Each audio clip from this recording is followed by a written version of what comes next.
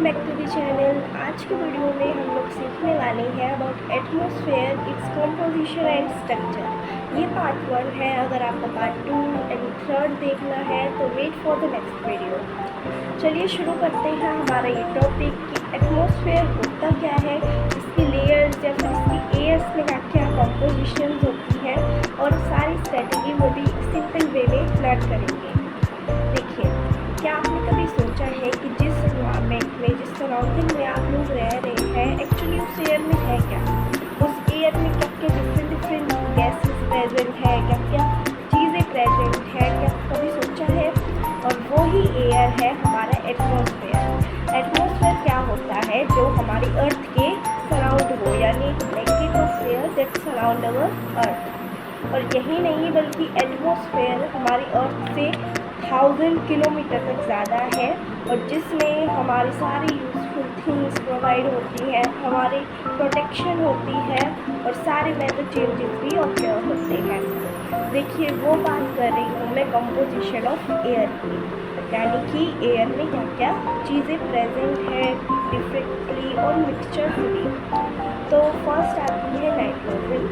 Nitrogen gas हमारी atmosphere में 78% include होती है, जो कि हमारे प्लांट्स के लिए बहुत ही ज़्यादा यूज़फुल होती है और हमारे प्लांट्स को भी उसकी नीड होती है। और सेकेंड आती है कार्बन डाइऑक्साइड या फिर ऑक्सीजन। तो ऑक्सीजन लेते हैं, ऑक्सीजन हमारे एटमॉस्फेयर में 21% पाई जाती है, जो कि जितने भी लिविंग ऑर्गेनिज्म है हमारी अर्थ पे, ये सारी चीज़ें यूज़ होती हैं हमारी ब्रीथिंग के लिए। फिर आती है कार्बन डाइऑक्साइड। कार्बन डाइऑक्साइड हमारे एटमॉस्फेयर में ओनली 0.03 या फिर 0.04 तक परसेंटेज में होती है, जो कि हमारे प्लांट्स यूज़ करते हैं फोटोसिंथेसिस के प्रोसेस में अपना फूड प्रिपेयर करने में और बनाने में। और कुछ बची other gases like argon, helium etcetera, ये सारी चीज़ें हम ह्यूमन बींग्स के लिए नीड होती है किसी न किसी वे में, जो कि हमारे एटमॉस्फेयर में कंटेन होती है। और फिर आती है weather and dust particles. Weather में इंक्लूड होंगे वाटर वेपर्स और कुछ डस्ट पार्टिकल्स, जो कि हमारे एटमॉस्फेयर में होते हैं, ताकि उनसे हमारे वेदर और क्लाइमेट चेंजेस होते रहें और ये चेंजेस लाइक हमारी रेनफॉल में हेल्प हो और एक्सेट्रा चीज़ें हमारे ज़्यादातर एटमॉस्फेयर में बैलेंस बना रहे, इन सारी चीज़ों के लिए ये कंटेन होते हैं। अब आते हैं नेक्स्ट टॉपिक पर। नेक्स्ट है हमारा स्ट्रक्चर ऑफ एटमॉस्फेयर कि स्ट्रक्चर क्या होता है हमारे एटमॉस्फेयर का। तो देखिए, स्ट्रक्चर ऑफ एटमॉस्फेयर में हम लर्न करने वाले हैं अबाउट एटमॉस्फेयर की लेयर्स क्या क्या होती हैं, क्योंकि एटमॉस्फेयर जो है उसमें अप टू 5 लेयर्स कंटेन हैं और उन 5 लेयर्स में क्या क्या इंक्लूड होएगा, यूज़फुल थिंग्स इंक्लूड होंगे जो कि हमें यूज़ होती हैं। चलिए पहले से शुरू करते हैं। सबसे पहले आती है ट्रोपोस्फेयर लेयर। याद रखना कि जो उनसे मैं बोलूँगी वो सारी लेयर्स हमारी बॉटम से शुरू होकर लास्ट तक जाएगी, ठीक है। तो फर्स्ट आएगी ट्रोपोस्फेयर। ट्रोपोस्फेयर में जितने भी वेदर और क्लाइमेट चेंजेस होते हैं वो हल्ड होते हैं।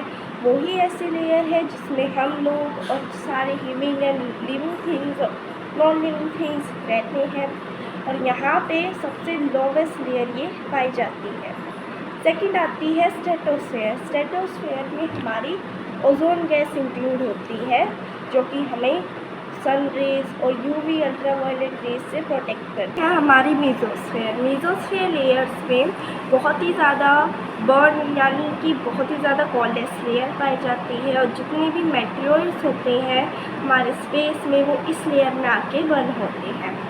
देन आती है थर्मोस्फेयर। थर्मोस्फेयर लेयर में बहुत ही ज़्यादा हाई टेम्परेचर पाया जाता है और ये वो लेयर होती है जहाँ पे हमारी जितनी भी सैटेलाइट्स हैं वो आके आती हैं और सैटेलाइट्स, स्पेस स्टेशंस वो सारे इस लेयर में पाए जाएंगे। नेक्स्ट आती है हमारी एक्सोस्फेयर। एक्सोस्फेयर सबसे हायर लेयर होती है हमारे एटमॉस्फेयर स्ट्रक्चर में और यहाँ पे थोड़े से जो स्पेस होता है वो ये धीरे धीरे स्लोली हमारे स्पेस के साथ मर्ज होती है। अब यही थी हमारी 5 लेयर्स ऑफ एटमॉस्फेयर। अब हम सीखने वाले हैं कंक्लूजन, एक बार रिवीजन के साथ साथ। सो सबसे पहले हमने क्या सीखा कि एटमॉस्फेयर क्या क्या चीज़ों के लिए इम्पॉर्टेंट है। फर्स्टली इसके लिए कि वो हमें जो हमारा टेम्परेचर कंट्रोल रखता है, हमें रेनफॉल में हेल्प देता है, हमें हमारी जितनी भी यूवी और अल्ट्रा वायलेट रेज है उनसे प्रोटेक्ट करता है, ये सारी चीज़ें। और साथ ही साथ हमें इस अर्थ पे, इस प्लैनेट पे लीव भी रखता है।